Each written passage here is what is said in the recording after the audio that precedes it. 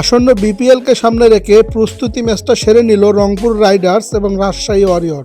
একমাত্র প্রস্তুতি ম্যাচে রাজশাহী রংপুর রাইডার্সকে রংপুরের হোম অফ ক্রিকেটে রংপুরকে 5 উইকেটে হারিয়ে দেয় রাজশাহী দল। এই প্রস্তুতি ম্যাচে রংপুর রাইডার্সের ক্রিকেটারদের আহামরি পারফরমেন্স দেখা যায়নি, কিন্তু আমি অবাক হয়েছি এই ফ্রেন্ডলি ম্যাচের স্কোরবোর্ড এবং গ্রাফিক ডিজাইন থেকে।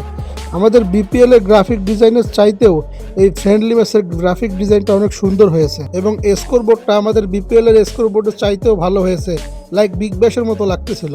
তো প্রস্তুতি ম্যাচে রংপুর রাইডার্স প্রথমে ব্যাট করে 135 রান তোলে স্কোরবোর্ডে।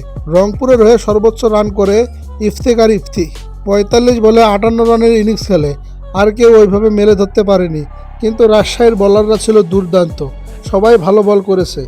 রাজশাহী দলটা একটা ব্যালেন্সফুল টিম গঠন করতে পেরেছে বলে আমার মনে হয়। তো দ্বিতীয় ইনিংসের জন্য ব্যাট করতে নামে রাজশাহী ওয়ারিয়র। ব্যাটিংয়ে নেমে তারা ভালো শুরু পায়। তানজিদ তামিম এবং জিসান আলমের ব্যাটিংয়ের উপর ভর করে 42 রান পর্যন্ত যায়। এরপরে ক্যাপ্টেন নাজমুল হাসান শান্ত ব্যাটিংয়ে নেমে 35 রান করে আউট হয়। যথারীতি তানজিদ তামিমও আউট হয় 32 রান করে।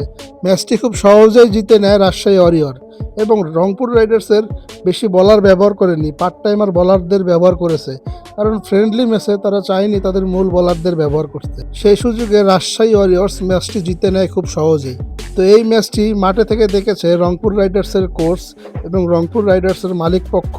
তো এই ম্যাচটি আপনাদের কেমন লেগেছে কমেন্টে জানাতে পারেন আপনাদের মতামত।